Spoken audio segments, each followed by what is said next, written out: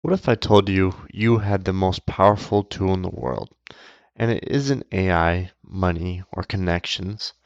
It's your brain. Everyone has it, but few actually deeply use it. I know that sounds cringe, but think about it. It's true. Very true. Hello, everyone, and welcome back. I hope everyone is having a great day. If not, this video might just turn your day around. Today's topic is going to be about our brain and how everything around us was someone's idea at some point. This is going to be kind of a wild rant, I guess, but let's get into it. So, everything was an idea at one point, right? We can all agree. Our phones was probably Steve Jobs' idea or someone's idea, or maybe got inspired by something, right? Buildings around us, like the Empire State Building, was an idea. They decided to build a really cool, tall building, right? Your house was an idea, probably thought of by your parents, if your parents built your house, or maybe previous owner. I don't know. Platforms, social media apps, everything. Just think about it, right? TikTok, Instagram, Facebook, YouTube, right? YouTube is a big one because you're watching this on YouTube right now. The people that created it wanted an app for people to share videos or long form content. And, you know, it, it never, like, your ideas, they all start in your head, they all start mentally. And, the people that act on them and keep acting on them and keep going, they have belief that they can do it. They have a deep connection of that they can do it, right? And the ideas that die, right? I'm not saying all that bad ideas or all the ideas die right away. It's when you give up. That's when it dies, in my opinion. And my opinion is that you have an idea, and once you give up on it and you stop, maybe if you come back in the future, then maybe not. But it's just crazy to me because everyone has all these great ideas and they just don't act on them. Maybe they're afraid, maybe you're afraid to do it, but you can. You know, people, of course, you're gonna fail on some ideas. Not all ideas are meant to flourish and be great. But those ideas can lead to other ideas, right? Like starting a business, like selling furniture.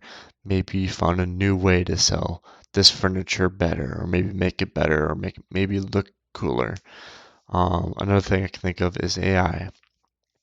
Recently, AI has been exploding, and more people are hopping on the wave of helping AI to create more AI apps so that people can use AI more.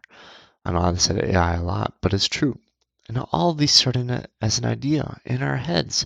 I think we really need to, take a step back and realize that, wow, our brains are the most powerful thing that we have. And we don't even have 100% of our brain unlocked. We only use like what, 20% of our brain? I did a little research because I'm a tech person, I guess you could say. Um, and I asked how much storage can our brain hold? And for the people out there that are not techie, in data terms, it goes megabytes. I know it's go kilobytes, megabytes, gigabytes, and then terabytes. That's why I roughly know. And so Google came back to be that the human brain can store about 2.5 petabytes of information. That is over 2,500 terabytes, or roughly 3 million hours of TV. That is crazy. So, if you think you can't do it, yes, you can. You have the space to do it. If you think you can't learn that, yes, you can learn it. You have so much space. I feel like people need to stop outsourcing stuff to AI. I obviously outsource some stuff to AI, but I'm starting to realize that maybe I shouldn't. Maybe I just need to let my own ideas flourish and go through the trial and error. You know, I don't know. It's kind of a not my fully formed thought yet, but just an idea. Now, why do I know some of you are going to ask this question of why talk about this topic. Well, I noticed in my life recently that a lot of my friends and family around me, They have all these great ideas, but they just lack the belief to act on them, right? They listen to their ideas. Some of them start, but some of them just don't have the belief to follow through, right? My idea right now is to do this YouTube channel, and I have the belief to finish it through. I just watched this video on this girl talking about, or this girl guy, I forget what, but it was this guy talking about how just do it no matter what. If you have an idea in your head, just get it out, get it on paper, post it. It doesn't matter because to go through the process to become great, you're gonna have to spitball some pretty bad ideas. That's just the gist of the video. But he's not wrong. This is probably in the past 7 months I've been doing this. This is probably my lowest idea or my lowest ever time I don't want to post. And here I am. I'm talking. I'm 5 minutes or 6 minutes in now. And I'm doing it. All because I had an idea. Now, I will tell you this. Yes, I've gone through some moments where I thought about quitting, but I haven't because I made a promise to myself that I will carry this idea out to its full extent, no matter what happens. And it has helped me. It's really helped me process my ideas more and just use my brain to make new neuron pathways to think better, to speak better, to slow my words down and really enunciate. And that really helped me with forming my thoughts and forming opinions. Now, obviously, I'm getting better at forming my own opinions and I'm getting more in depth with them as time goes on here. I guarantee in the next 6 months, I'll be a whole different person, speaking wise and forming thoughts wise. So, anyways, let's get back to why most ideas die. It's not a lack of talent, it's not a lack of intelligence, it's a lack of belief, as I said before. So, lack of belief and patience. Now, if you have patience and you have belief, you can maybe half-ass it. But if you have both, man, you'll be unstoppable.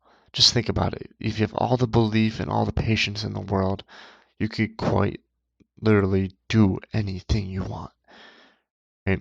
Because most people, we usually quit in the middle, in the boring part. For example, this. I won't say this is a boring part of my YouTube channel. I am looking at this as a growth opportunity, right? The main downfall I see of smaller creators than me, even smaller than 40 subs, is they stop posting. They stop being consistent. I know that if I do this enough, my editing will get to the next level, right? And it's because these people, they don't see the validation, they don't see the money right away, right? To me, this is not about the money. To me, it's learn about a new skill and improving my speech. And yes, I guess the benefits from it are if I do it for long enough, I might get a little bit of money, right? So I guess there is benefits to doing this idea of starting a YouTube channel. Now I want to get back on track about outsourcing. So obviously, what is outsourcing? Well, it's kind of outsourcing a job. For example, you probably learned arithmetic, basic math. One plus one equals two, or 8 plus 7 equals 15, right?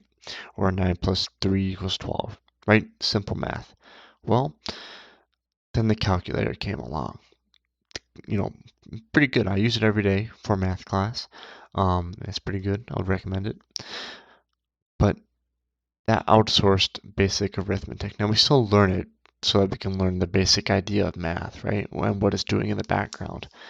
But these helpful tools can become dangerous because you outsource and you start to rely on it.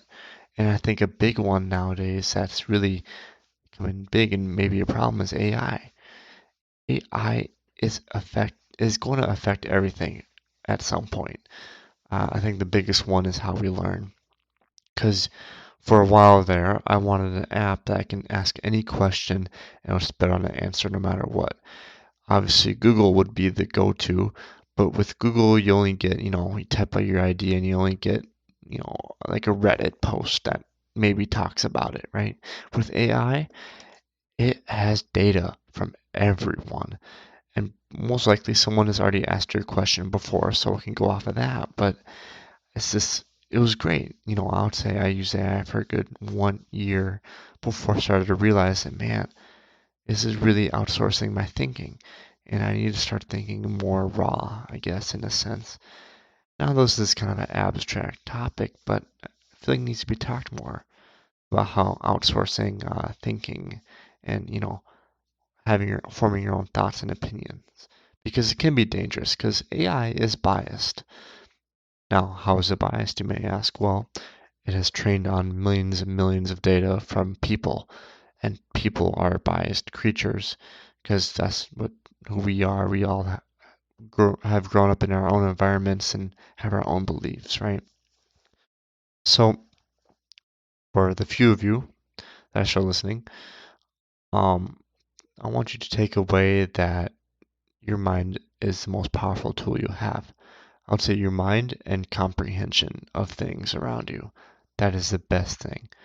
So I'll say if you learn to conquer your mind and conquer, I guess, your emotions, maybe emotion second, or do whatever feels good for you, right? Maybe once after you do that, the real battle wouldn't be you at that point, it'll just be the world. Now, obviously, that's not the case because we don't live in a perfect world. So the majority of the time, it's your thoughts that you battle with, the ideas that you have, and the things you want to do. So what I want you to take away from this video is just think. I know, crazy, right? Just think. Think about your brain and how are you using it, and if you're outsourcing basic things that are taking up your thinking, right? Like using AI as a crutch for homework. It's bad. I know there's some benefits to AI, like learning new skills and it's able to teach you stuff in a way. But yeah. All right. I hope that this video wasn't too rambling, too jumping from topic to topic, but here we are. I hope every single one of you has a good afternoon, good evening, good night, and good morning. And I hope every single one of you can find peace in your lifetime.